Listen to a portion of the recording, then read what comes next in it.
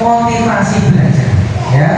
Jadi kalau motivasi belajar itu jangan dipaksa untuk belajar, tapi dikasih jadwal tiap hari harus belajar di rumah. Nggak usah lama-lama, ya, 1 jam gitu aja, 30 menit kalau nggak mampu, gitu ya.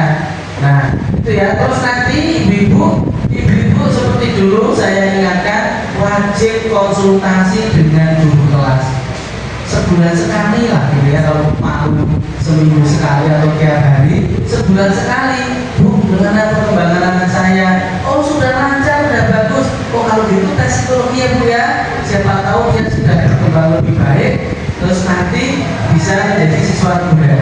Target kita ibu ya dari dinas pendidikan itu mengharapkan kenapa ada pendampingan, ada parenting, ada pelatihan guru, supaya siswa inklusif ini di SD itu berubah menjadi lebih baik. Nanti lulus SD itu nggak inklusif lagi. Suruh terapi ada masalah kalau itu udah baik. Karena gini Bu, di program inklusif ini tidak ada paksaan. Ya, tidak ada paksaan. Oh, harus ikut terapi ini, harus ini, nggak ada. Kalau orang tua nggak mampu, ya sudah, sekolah lepas tangan, gitu ya. Maksudnya lepas tangan itu sekolah hanya mengajarkan yang di sekolah saja. Berkembang atau tidak anak sesuai kemampuan anak, sekolah ya tidak bertanggung jawab, gitu ya. Umpamanya dia kelas 5, ini info ya, info dari sekolah. Ada kelas 5 itu yang belum bisa baca. Itu kesalahan siapa? Kesalahan orang tua, bukan kesalahan guru, ya. Bukan, itu kesalahan orang. Karena sebenarnya anak inklusif itu perlu guru pendamping. Kan dulu pernah saya sampaikan, ibu silakan mendampingi putranya, izin sama wali kelas kan, seminggu sekali, seminggu 2 kali, baik itu pelajaran. Pokoknya kelemahannya di membaca, di pelajaran membaca, ya, atau di pelajaran menulisnya, pelajaran nggak perlu tiap hari, tapi ibu itu mendampingi di saat pelajaran kelemahan anak. Supaya apa? Supaya nanti di rumah bisa ngajari, oh cara ngajari gurunya seperti itu.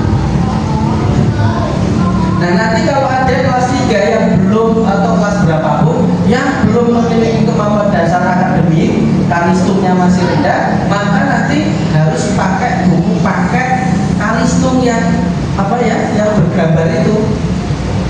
Kurikulumnya seperti itu, nanti sampai itu lulus baru meningkat seterusnya.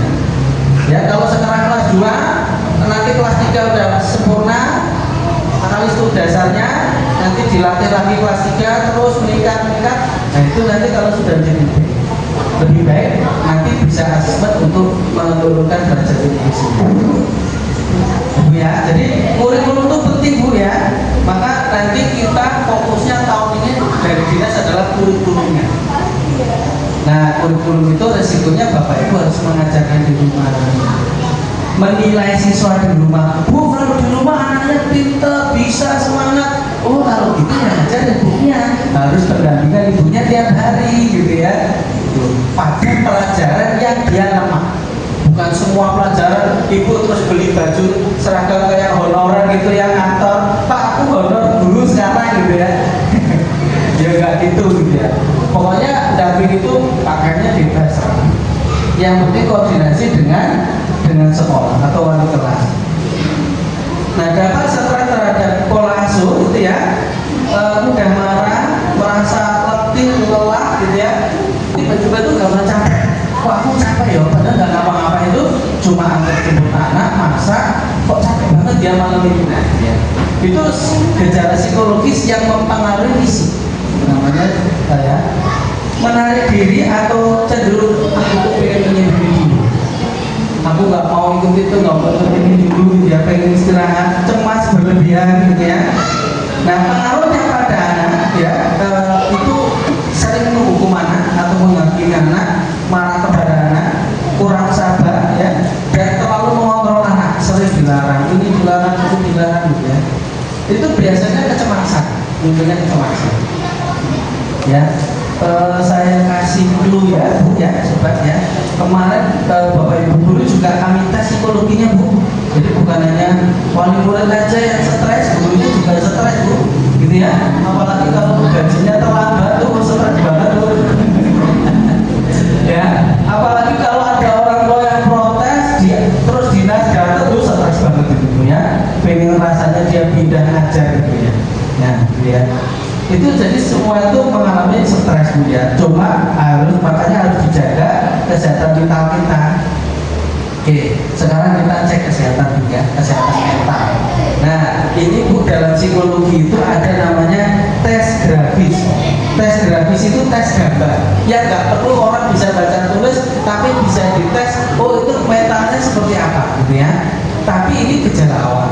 Nanti untuk validnya perlu dites psikologi lanjutan oleh psikolog, gitu ya. Nah, kebetulan kalau saya itu tinggalnya di Lampung, kebetulan punya di psikologi di Purwokerto, di tangan tim. Jadi kalau ketemu saya mungkin agak sulit gitu ya. Nanti Bapak Ibu bisa ketemu psikolog di RSUD Banyumas atau Purwokerto itu ya, yang bisa pakai BPJS gitu ya. Jadi kalau suruh tes pakai BPJS itu sana. Oke, siapa yang mau pilih nomor berapa? Ya, kita mau ini dulu ya. Kemarin yang ikut tahun ini ikut semua ya tahun kemarin ya. Nah, oke. Berarti kalau ikut semua saya pilih yang belakang ya. Ibu yang pojok mau pilih nomor berapa Bu? Nomor yang anjing hitam itu mau 1, 2, 3, 4, 5 urutan. Nah, ibu ya ibu. Nomor berapa? Nomor 1 tuh kalau nggak ini bisa maju kalau gambar apa? Bapaknya ini nomor berapa? Nomor 3. Ibu yang pojok nomor 2. Ibu yang depan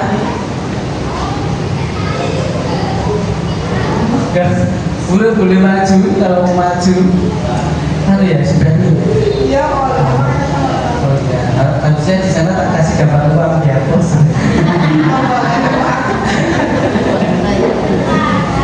Ibunya banyak, nomor berapa banyak? Banyak masih bisa kelihatan Pak. So, nomor berapa Pak kira-kira? Bingung kan? Gak ada nomor 7 Pak. Nomor 1 sampai 15. Ibu nomor berapa? Ibu yang tas merah.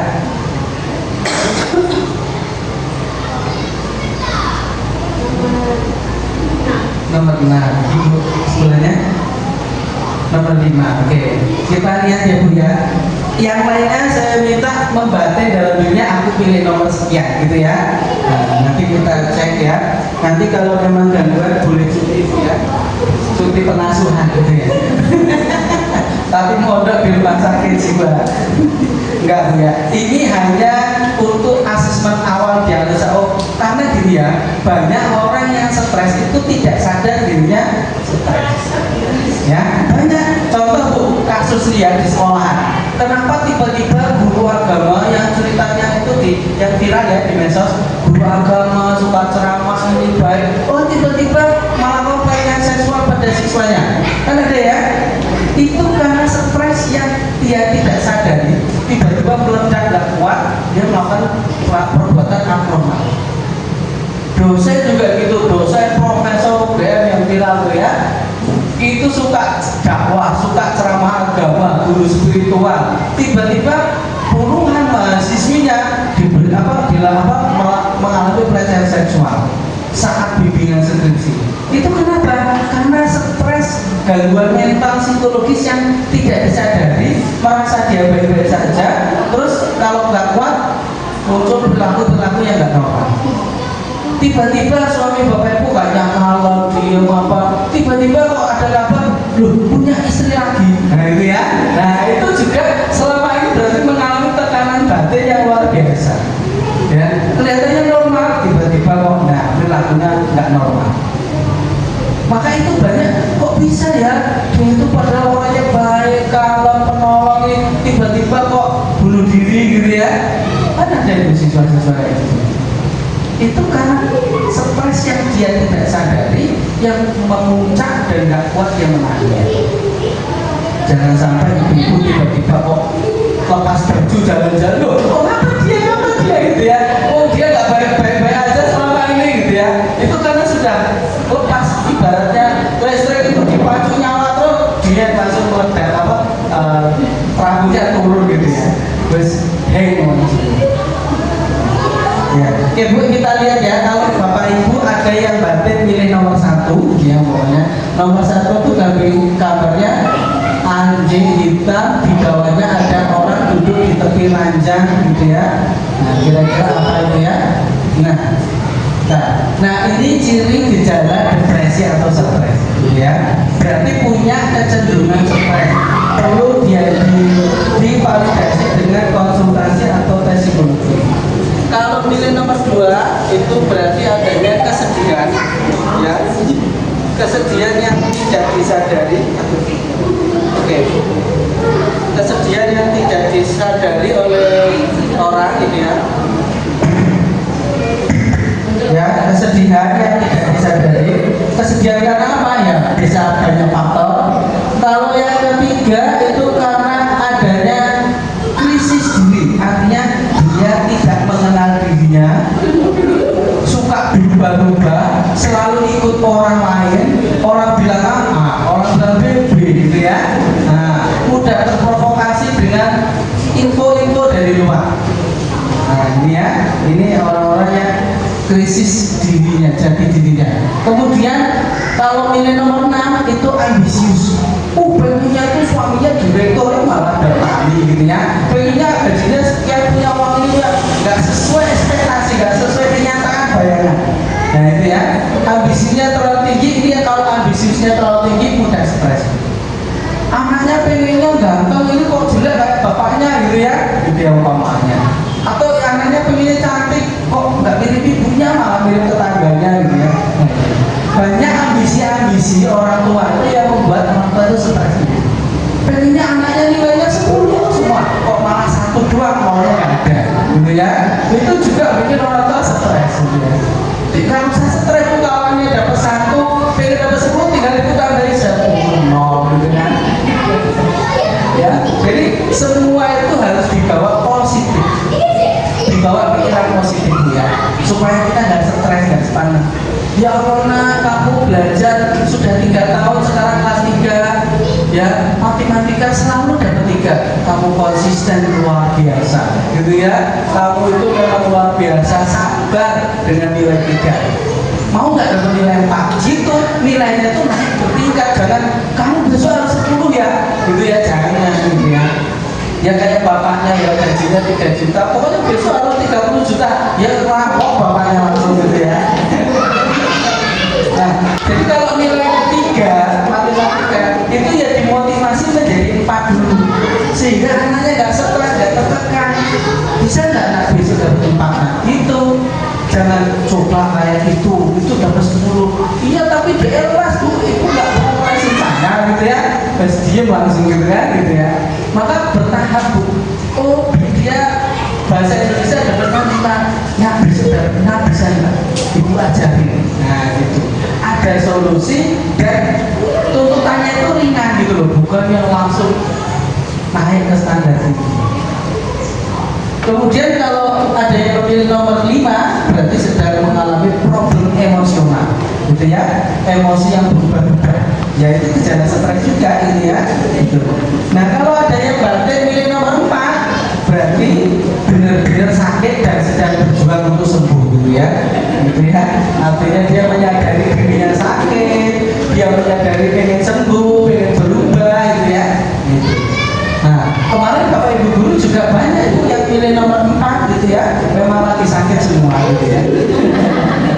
Karena kalau udah nomor 4 itu udah pasti sakit, karena dia menyadari dirinya sakit, maka dia berusaha untuk sembuh gitu ya. Sembuh itu nggak harus psikolog, bisa dengan cara apa, nasihat terapi bisa, atau belajar dari apa ya, dari YouTube banyak sekali. Iya benar. Nah jadi stres itu perlu dikelola, dan yang stres itu bukan orang tua saja. Dulu sebelum COVID itu banyak yang bunuh diri itu rata-rata mayoritas orang tua, orang dewasa ya. Kan sekarang itu sejak adanya media sosial yang begitu masif, anak-anak SD sudah banyak yang melakukan bunuh diri. Bahkan di mana Jawa mana itu, di Jawa Timur apa ya, yang viral itu anak lulus SMP, dia berprestasi di SMP-nya, karena nggak terima di sekolah unggulan, dia nulis surat. tulis surat maaf ya ibu, nggak bisa mengikuti sesuai keinginan ibu sekolah di sekolah unggulan, adik sudah berusaha, sudah prestasi, ini tolong dimaafkan adik. Terus dia bunuh diri. Anak-anak bisa bunuh diri dari mana dia? Apakah diajari orang tuanya nanti kalau kamu nggak tercapai bunuh diri ya, gitu ya? Caranya ambil tali, gantung, itu kan nggak mungkin. Tahu dari mana ibu? Dari mana tahunya? Dari media sosial. Dari media sosial ada berita, oh ada orang bunuh diri di sana, fotonya dilihatin orang gantung. Oh, dan anak mikir, oh bunuh diri itu gitu ya, gantung caranya. Gitu kok, jadi semua di media sosial itu dilihat sama anak, dicerna. Oh ada kasus pembunuhan, oh gitu ya. Ini cuma berita perkelahian senggolan, kelahi sampai bunuh. Oh orang-orang itu caranya gitu. Anak itu terus mencerna. Maka kemarin di Tambak, saya dari Tambak kemarin pelatihan guru itu juga ada bu, ya pak kemarin ada di sini siswa itu orang tuanya ke sekolah cerita kalau anaknya itu mau bunuh bapaknya, gitu ya. Anaknya inklusif itu bu, anaknya tuh laras, masalah nakal gitu katanya, usil, mau bunuh bapaknya. Jadi kalau bapaknya marah ibunya, oh tak bunuh kamu siapa kamu siapa? Lu bapaknya dibilang sopo, oh boleh dibilang bapak gitu. Nah itu terus lari lah orang tuanya ke sekolah lapor. Maka ini nanti kalau ada sekolah tolong dikonseling ya. Dan memang itu dia belajar dari mana membunuh itu? Dari media sosial yang dia lihat. Jadi semua yang dilihat anak di media itu bisa apalagi bu, maaf ya sekarang tuh di media sosial udah banyak orang pacaran ya, SD, SMP pacaran itu akan dicontoh, oh caranya gitu dong. Sehingga kehidupan anak-anak kita itu sekarang standarnya itu standar sosial media sosial ya. Anak-anak SMP, SMA sekarang itu kan kalau yang di kota yang kecanduan HP itu udah gaya hidupnya sudah pakai namanya make up, pakaiannya, gaya hidupnya udah jalan-jalan nomor itu sudah mengikuti standar media sosial, standar TikTok kalau orang bilang ya. Nah itu bahaya bu. Oh nanti kalau dia punya teman satu kelompok 3 orang, yang 2 punya pacar, oh dia pasti bagaimana caranya cari pacar. Dapatnya tukang becak nggak apa-apa, yang penting punya pacar, kan gitu ya. Karena dia tuh di Makassar, anak SD pacarnya tukang becak. Siapa pacarnya itu? Yang tiap hari akan jemput dia. Kenapa dia pacaran? Karena temannya semua punya pacar. Dan semua temannya itu punya pacar, bukan anak SD. Ada yang SMP, ada yang SMA juga. Itu kan sudah di luar nalar kita, gitu ya. Nah itu maka teman itu ibu-ibu, bapak-bapak perlu tahu siapa teman anak itu semua, gitu ya. Tuh. Jadi kita harus menjaga diri kita supaya sehat, tidak stres. Karena kalau kita stres, dampaknya pada anak kita, gitu ya. Oke, Bapak Ibu, kita sampai diskusi ya. Kalau mau tanya boleh, silakan. Jadi nggak usah nanti nunggu sesi pertanyaan. Kalau mau tanya boleh. Kalau parenting saya yakin Bapak Ibu semuanya sudah paham, sudah tahu, gitu ya. Cuma yang perlu kita tingkatkan di sini adalah bagaimana pembelajaran di rumah, gitu ya. Nah, bagaimana pembelajaran di rumah? Maka Bapak Ibu harus memaksa diri Bapak Ibu meluangkan waktu setiap hari, setiap malam, boleh malam, boleh siang, boleh pagi ya, 30 menit aja untuk mengajari putra putrinya.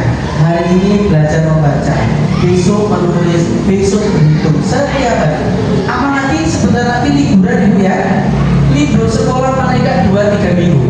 Nah kalau anak yang tunagrahita IQ rendah itu Bu, kalau sekarang udah bisa hitungan 1 sampai 50, sudah hitungan 7 bisa.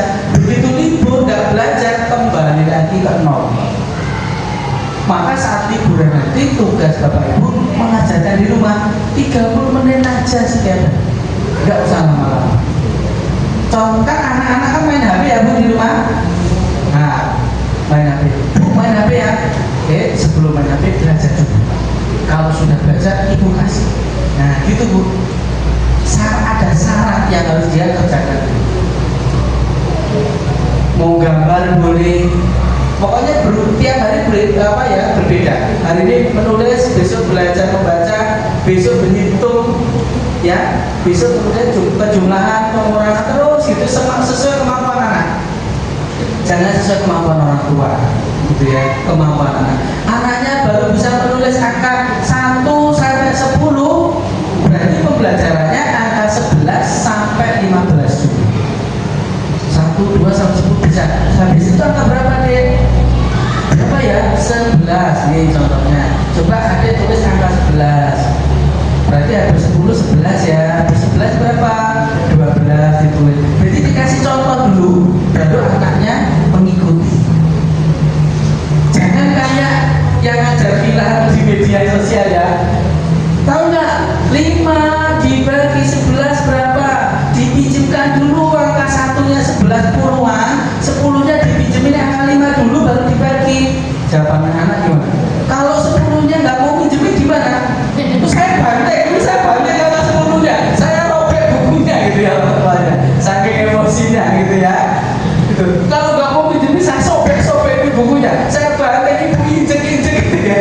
Itu kan malah stres ibunya. Kan kadang anak itu lucu ya Bu ya. Kadang jawabannya itu nggak sesuai prediksi BMKG itulah ya. Harapan kita anaknya jawab A, malah jawabnya itu nyeleneh yang lain-lain. Yo kata temenku Bu nggak gitu ya. Kamu ikut temenmu apa ikut ibu? Saya ikut temenmu. Malah diusir gitu ya. Nah orang tua itu kadang nggak sabar gitu ya. Nah itu ya kan yang mengenal karakter anak-anak itu ya itu semua gitu ya. Kalau datang ke psikolog pasti akan ditanya kebiasaannya bagaimana di rumah, karakternya bagaimana, itu ya ibu yang jawab gitu ya. Terus diobservasi gitu ya. Nah nanti tim kami setelah ujian kelas 6 ini akan datang ke kelas sekolah untuk pendampingan, untuk mengajari putra putri bapak ibu juga, tapi nggak bisa maksimal karena dari dinas itu hanya dibatasi 8 kali pertemuan pendampingan. Tujuannya untuk mendampingi guru mengajar sebenarnya. Ya, supaya guru nanti caranya seperti itu, pengembangannya seperti itu. Nah nanti kalau tim pendamping kami sudah selesai, silakan dilanjutkan oleh ibu bapak ibu kalau ada waktu seminggu sekali nggak apa-apa dampingi putra putrinya. Bu, anakku belum bisa berhitung, kapan pelajaran matematika jam berapa, hari apa, aku tak dampingi lah. Boleh. Ya, tapi izin sama wali kelasnya. Kalau inklusif harusnya boleh, kalau nggak boleh nanti ya bisa diprotes gitu. Ya. Tuh. Jadi kurikulum individu nanti, jadi kalau nanti putra putrinya ada yang buku paketnya diberi oleh guru, Bu tolong beli buku paket Kalistung yang berwarna di toko-toko buku. Loh ini kan anak TK, Bu, ya nggak apa-apa itu, ibu belikan. Karena sekolah tidak menyediakan ya. Gitu. Jadi belikan, saya penting Bu, untuk masa depan anak kita lebih baik. Gak apa-apa sekarang masih SD dia diunyu-unyu gak apa-apa. Sepenting SMP nanti tidak, SMA tidak gitu loh. SMA sudah baik, SMP sudah baik. Kalau dibiarkan terus ya putra putri kita akan seperti itu terus Bu. Itu nanti anak akan menyalahkan orang tua saat dewasa pasti. Wah dulu aku nggak pernah diajarin, dulu aku nggak pernah ini, bapak sibuk kerja, ibu sibuk kerja gitu ya, semua sibuk gitu ya, nggak tahu aku tuh anaknya siapa gitu ya. Nah itu kalau sibuk kerja gimana Pak solusinya? Ya pas hari libur kerja ya ajari anaknya. Jangan pas hari libur malah diajak jalan-jalan makan ayam geprek, habis itu pulang bapaknya pergi lagi. Wis jalan-jalan gitu ya. Itu yang menyenangkan secara emosi lah, anak-anak itu udah tiap hari kesenangan loh Bu ya. Waktu kita ini sekarang habis untuk hal yang sia-sia. Untuk apa? Untuk kesenangan aja. Bu, putra putrinya di rumah main HP berapa jam? Sekitar berapa jam? Kalau libur dari minggu lah. Ibu ya sebentar tapi banyak kali gitu ya.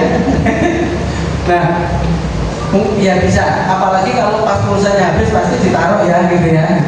Nah Bu, main HP, media sosial, mana HP saya ya? Malah nggak ada.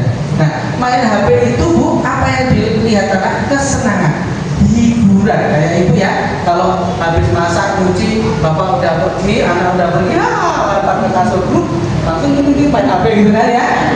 Setelah waktunya jemput, nah gitu ya. Yang dilihat IG, TikTok, semua hiburan kan Bu ya. Ada nggak ibu di situ download e-book parenting baca halaman 1, 2, 3 nggak ada kan? Nggak ada gitu ya. Nah hiburan itu Bu, anak-anak juga gitu. Anak-anak kalau main HP itu hiburan semua. Kalau hiburan itu ya berkembang otak mana? Otak kanan Bu. Otak kanan yang terbiasa dipacu, ditingkatkan dengan sering nonton hiburan, akhirnya otak kirinya, EQ-nya tidak berkembang. Kalau EQ-nya tidak berkembang, anak-anak dikasih kasus atau permasalahan dikit aja wes, oh itu apa sih nggak mau mikir aku pengen yang instan aja. Kenapa lo sulit-sulit kayak gini? Itu aja bisa. Nah, ada gitu. Itu karena otak kirinya nggak berkembang, EQ-nya yang berkembang, kesenangan aja yang diharapkan. Pengennya seneng baik, gitu ya. Sedih nggak mau, susah nggak mau. Wah itu mau karakter anak kan jadi lemah, gitu ya. Apalagi kalau mainnya game, game pertempuran, balapan, kalah, sialan, emosi kan? Itu juga mengganggu perkembangan emosi. Kalau seneng yes, itu cuma iya saja. Kalau kalah terus marahnya. Ya, luar biasa sampai nangis, sampai banting apa, itu gangguan emosi bukannya. Itu nggak boleh, itu nggak seimbang. Padahal di masa-masa anak ini perkembangan kognitifnya yang perlu dipacu, bukan perkembangan emosinya aja.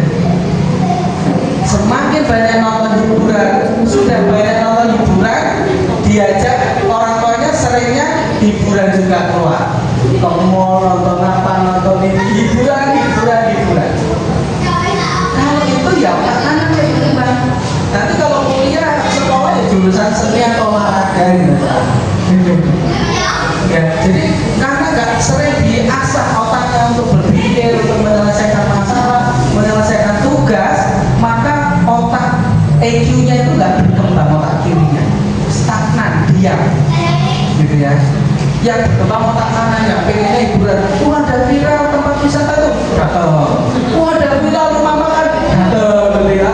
Alfamart bukaan bagi telur, datang, gitu ya. Terus pokoknya gitu tuh yang dicari.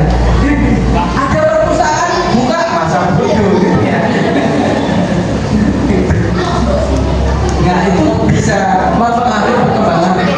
Nah kurikulum pribadi ini nanti dibuat untuk pengembangan akademik dasar putra putri kita semuanya, gitu ya.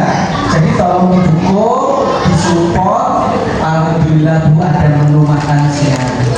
Tapi itu urusannya kayaknya Ibu lebih ya.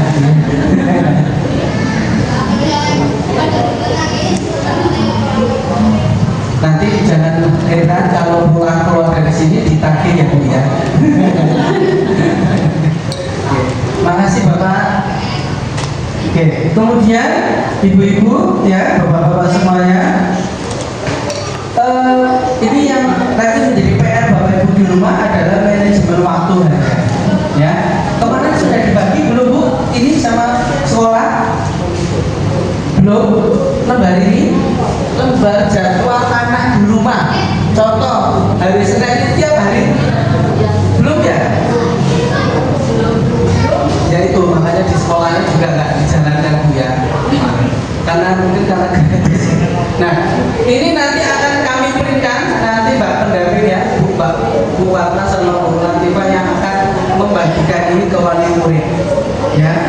Nah nanti Bu Mbak Fatma dan Mbak Latifah ini akan mendampingi putra putri Bapak Ibu sering-sering konsultasi sama dia mereka untuk menjelaskan kelemahan-kelebihan ya. Itu nanti akan dibagikan ini dan ini nanti akan dikumpulkan ke wali kelas, gitu ya. Hanya nyentang aja. Oh nanti ini juga harus dikasih tahu adik, kamu punya jadwal sama Bu, ini dikasihkan ke bapak ke ibu. Nanti ini jadwalnya boleh disesuaikan dengan kebiasaan anak di rumah atau sesuai ke waktu ibu bapak di rumah luang ya. Contoh ini jam 5.30 bangun tidur, sholat subuh, terus mandi jam 7 atau sebelumnya mandi sekolah gitu ya. Kemudian kalau ini hari libur jam 8 sampai jam 9 ada waktu bermain dengan keluarga. Jam 9 sampai setengah 10 bermain HP di rumah. Jadi bermainnya jedanya cuma 30 menit. Kemudian belajar, kemudian tidur siang atau malam, kemudian membantu orang tua, kemudian menu makan apa? Kemarin ya Bu ya, saya sampaikan menu makannya ya. Sudah dicari? Sudah ada. Itu yang apa? Binaho apa?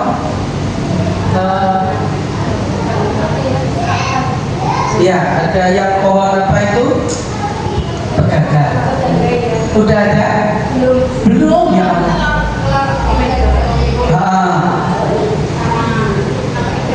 Tidak tahu.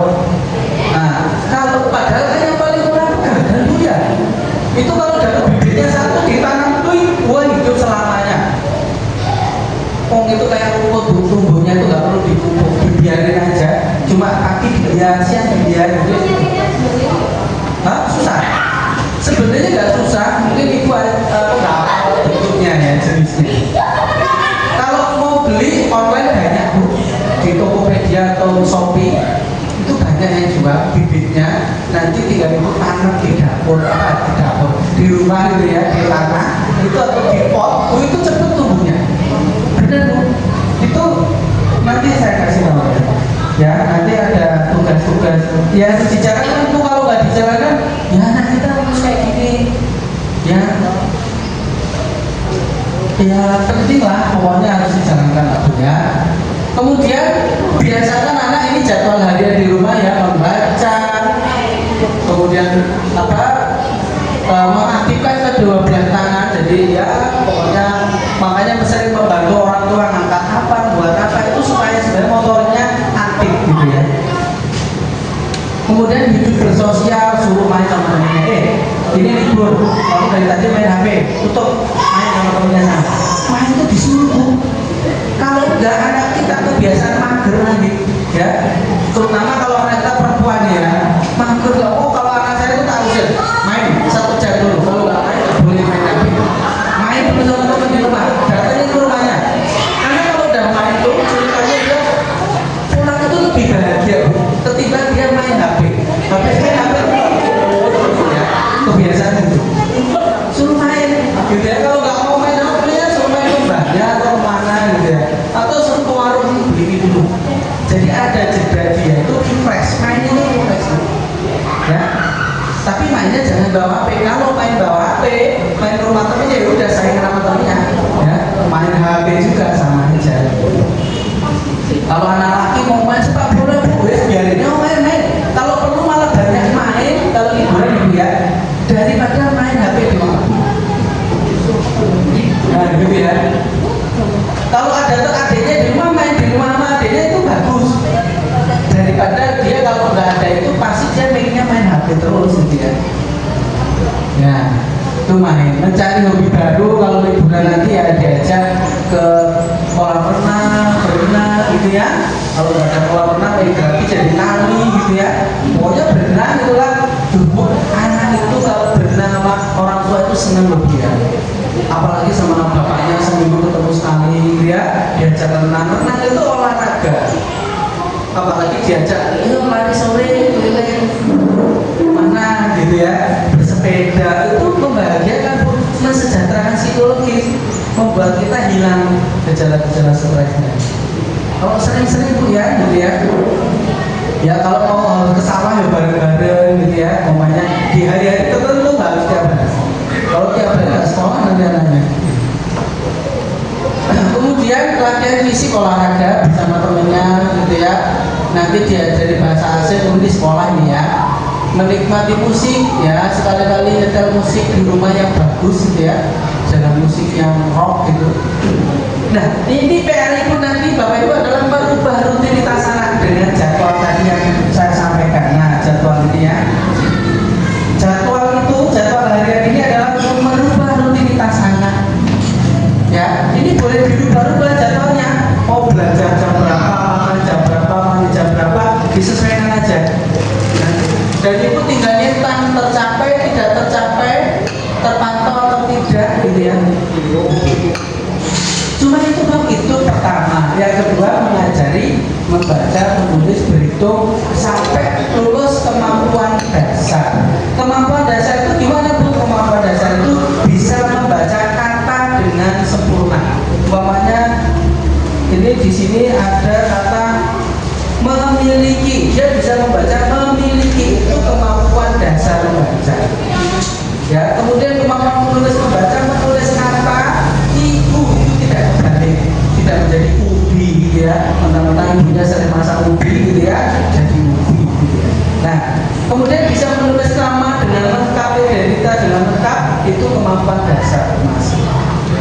Berhitung 1 sampai 10 belum penjumlahan, belum pembagian, itu kemampuan berhitung dasar, matematika dasar. Jadi kita nggak boleh memacuan kita dengan gaspol, tapi pelan-pelan. Ya, nah nanti dengan jadwal ini merubah rutinitas. Ngumpulnya tiap hari Pak? Ya, kalau tiap hari ya capek ya. Ngumpulnya seminggu sekali boleh, yang ini. Nanti akan sama guru akan dievaluasi. Oh, sebenarnya ini bagus perkembangannya, gitu ya. Jadi nanti akan dipacu juga di sekolah.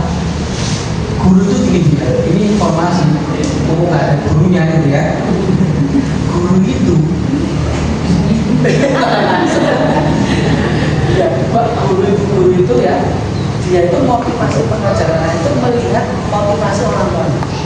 Kalau orang tuanya aktif ceritanya semangat ya. Jadi bukan dia cari orang tuanya dia tidak mau datang, nggak pernah